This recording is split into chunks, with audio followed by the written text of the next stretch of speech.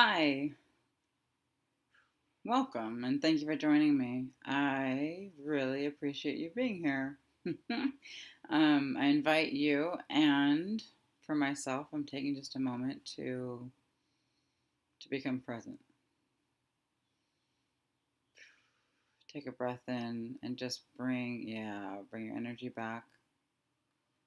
For me, I kind of like to drop down into my belly, into my legs, and then I arrive. What I would like to talk to you about today is fear. And fear is a huge energetic part of the collective. And one piece that I would like to talk about is that fear is not a bad thing.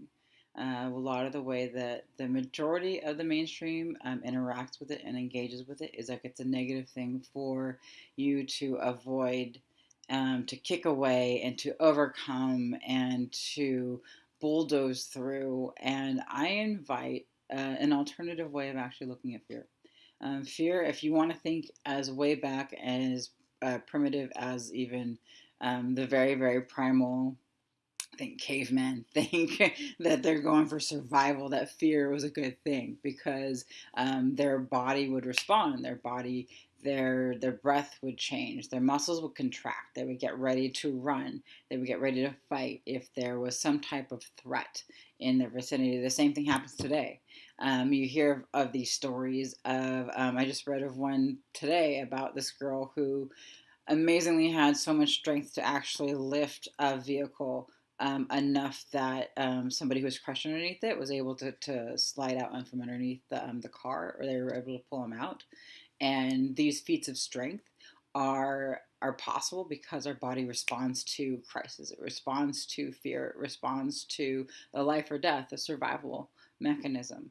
Unfortunately, in our culture, in our society, in our mainstream, fear has also not just the physical life or death threatening, it also includes the life or death survival of your identity, of your ego.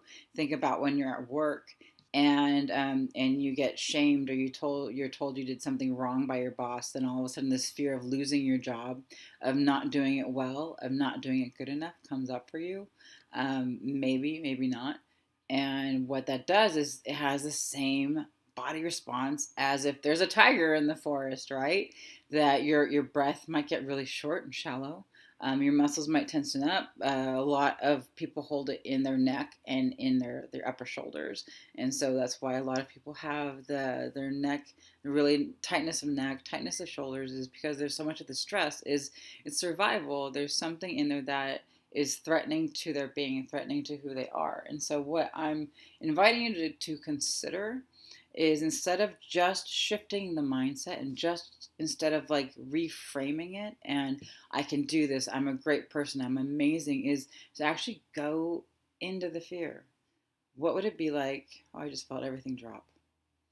So I'm a very somatic person, and when I feel things drop, I invite you to do the same, because dropping to me is coming out of the mind and coming into the body. And for me, that's the place where I find clarity. And that's the place where it's a lot of stillness. It's like right now I'm visualizing and I'm seeing like a really placid, calm lake. And there's the trees in the forest and the cabins along the edge, but everything's really calm. So I can see all the pieces that we're working with, and I can see everything really clearly, and it's just really still. So coming back to that drop down place and thinking about fear and going into the fear. And what I mean by going into the fear is creating a relationship with it. And creating a relationship with it, it's asking, what are you afraid of? What's wrong? What do you need? And instead of forcing it to accept something that's different, is, for example, you're afraid of failure. You're afraid of not making it. You're afraid of being visible. You're afraid of being vulnerable. You're afraid of speaking your voice and it being rejected. You're afraid of nobody showing up. when you ask for help. All these are fears that everybody at any moment can have all at the same time. And instead of dismissing it, what happens is doing the mindset and doing the reframing and saying, like, I'm afraid that I'm not going to make it. I'm afraid that my business is going to fail. I'm afraid that I'm going to ask for help and no one's going to show up, instead of saying that's not true. And instead of saying that, of course, you're going to be okay. Of course, people are going to show up. Instead of really acknowledging in that moment. And energetically, I don't know if you noticed a shift and a difference from me saying, what's wrong and what do you need?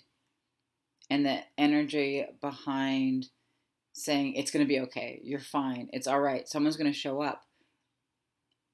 And I'm going to try and say it even in a slower manner. The energy is still the same. If my fear is no one's going to show up for me when I ask for help, that's the fear. And just really feel into the difference between me saying, that must be really hard. Like, what does that feel like to you? What do you need?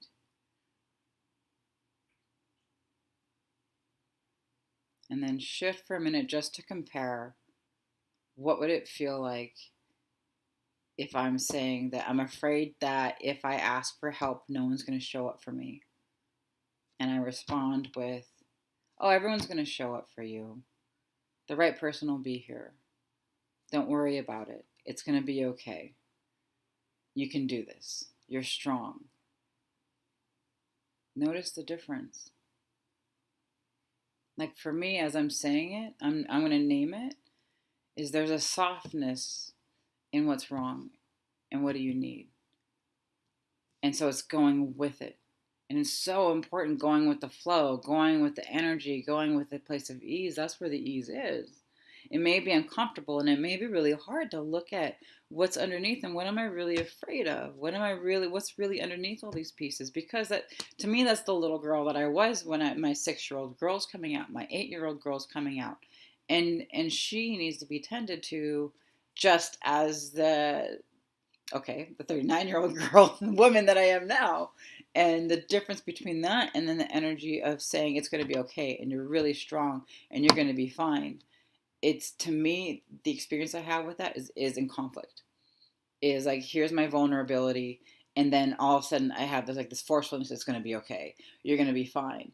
And if I take the moment, slowing it down again, and for just a moment I ask, what do you need right now? What do you need to feel safe? What do you need to feel okay? And I allow the answers to come up, whatever that answer may be. For me, I just heard love. I need love.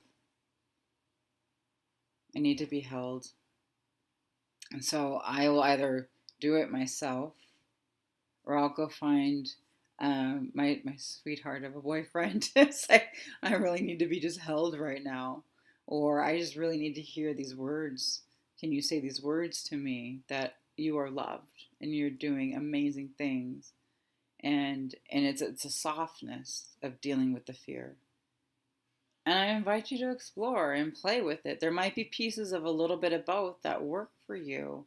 And the reason why I'm offering this alternative way to work with fear, because in my experience, when I do that and I drop down, when I notice myself starting to contract, that's when I have my big laundry list of things to do. And I go into contraction mode and I almost get tunnel vision and my mind starts to spin. And the way out of it for me is there's a fear that's being activated. It's a trauma that's being activated, a trauma state. And so when I go and I slow it down and I ask, what do you need in this moment to feel safe? What do you need in this moment? I'm creating that relationship with myself that I didn't have when I was 6, that I didn't have when I was 8. I'm reparenting and I'm loving myself and meeting my own needs and saying, I'm right here with you. And when I do that, and I give all the moment in the world just to nurture that scared or that insecure part of me, magic happens. Like, it's not efforting. It's not thinking like, oh, if I do this, then I'll expand. If I do this, then I'll be okay. It's no, I'm going to give myself what I need right now and see what happens. Something else might come up, or you might start to soften, or you might start to relax. And then time, instead of feeling I don't have enough time, all of a sudden, oh, I've got all the time in the world. And the more I practice that and I practice that, I create this relationship with myself. So I invite you to play with it to see what works, what doesn't work, because I'm a full on believer that this is the way I do it, and I'm sharing it with you because maybe there's pieces of it that you can extract, that you can try on, like, oh, that works for me. Oh, that fits. No, not so much that part over there.